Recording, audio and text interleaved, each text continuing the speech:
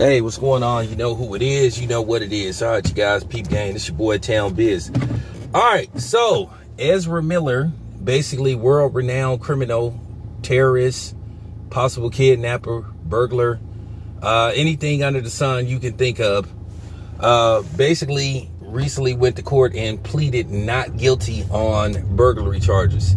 If convicted, he is facing 26 years in prison and a $2,000 fine, and etc. etc. First of all, where do they get this stuff about $2,000-$3,000? Like,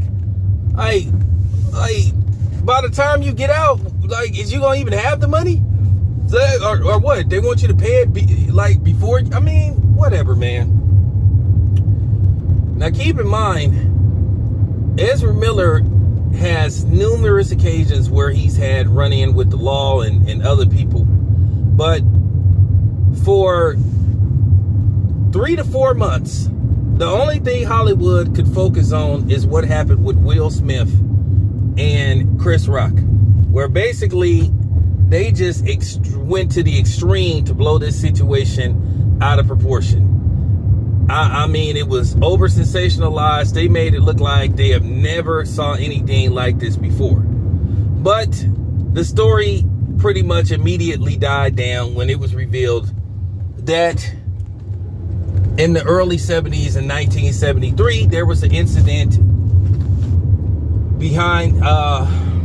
basically behind the scenes, backstage, or basically they didn't show it, but at the Oscar ceremony in 1973, when Marlon Brando refused to accept the Best Actor award for The Godfather, he sent somebody to do his dirty work. Sacheen Littlefeather, who recently passed, and God rest her soul. And basically, when she refused to accept the Oscar on his behalf, stating that Hollywood's unfair treatment of Native Americans and stereotypical and basically vicious treatment towards Native Americans, he decided not to accept the Oscar, but instead of coming there himself, he sent her to do his dirty work.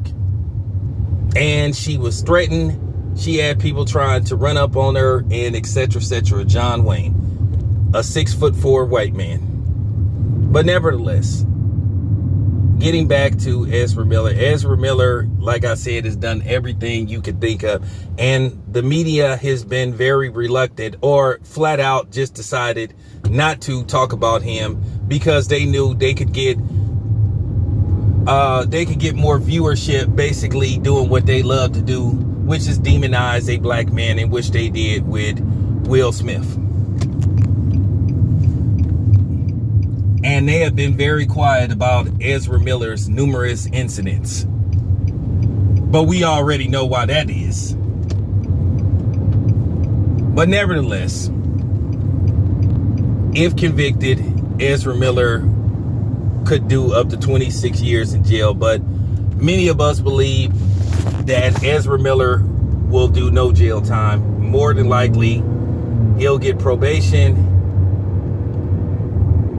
and probably maybe a few hours, a couple of 100 hours of community service, which they will allow him basically forever to complete it.